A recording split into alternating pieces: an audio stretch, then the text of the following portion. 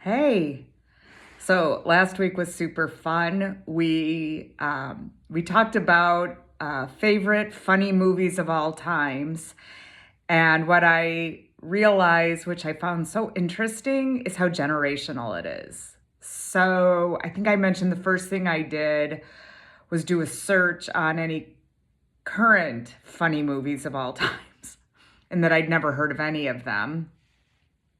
Um, those of us my age, 62 and older, came up with a lot of the same ones. I definitely should have included Bridesmaids, but I'm going to have to rewatch that one on my own. My husband's like, yeah, totally not interested.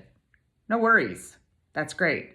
Um, and then I was at my hairstylist and his cousin in their 40s, and they came up with movies I never heard of, but when they told me about them, they sounded really funny.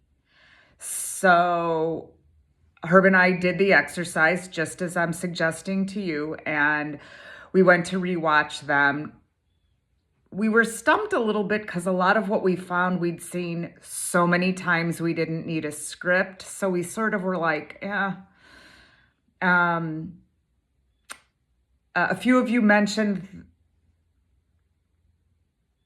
political correctness, like specifically as it relates to Mel Brooks humor. And I wonder, the whole term doesn't fit anymore. It's like it should have been offensive. Anyone would know it's offensive, but that's sort of within today's culture. And now we have a better clarity around what is just like universally no go. Um, but what I remember is the conversations where those things were used, they were not intended to be mean or rude. But what it reminded me of was the people saying the thing. Specifically, what I'm talking about is the term Schwarz, which was never interchangeable with the N word. It's German for black. And it was used in that context, never as a racial slur. And so it was part of the conversation. I don't think there would have been a German word for African American. Um, but what it made me remember, it was cringy today. We wouldn't do that, but just conversations being with my parents and thinking about that being used. So cringy and nostalgic nonetheless. That's what some of these movies were for us. But we couldn't find anything we wanted to watch, so we watched Zoolander, and our bellies ached. It was so absurdly hilarious that Ben Stiller and oh shoot, the other guy's name could ever possibly be Owen Wilson with his totally crooked nose, that they could possibly be supermodels. The premise was so silly.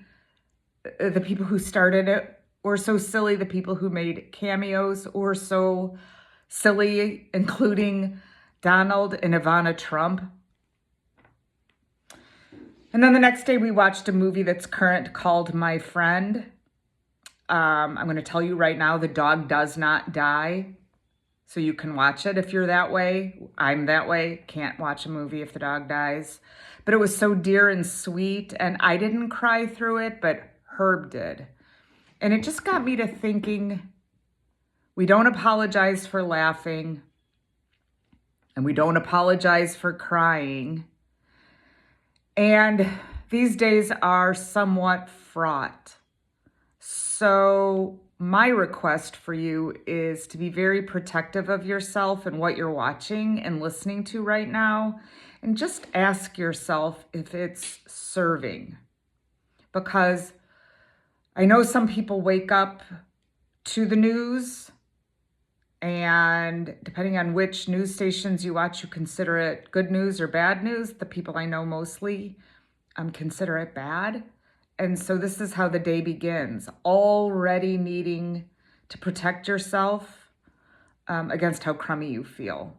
And I offer that there are other options. Like for me this week, I think I listened to Billy Joel's Greatest Hits. It was a two album set, disc set, whatever it was in the day. And I listened to it like more than once. So those are just some possible options to sort of de-escalate the seasy feeling you may be getting from the news. And it just may help your day go by more smoothly. It's just my thought. Ciao for now.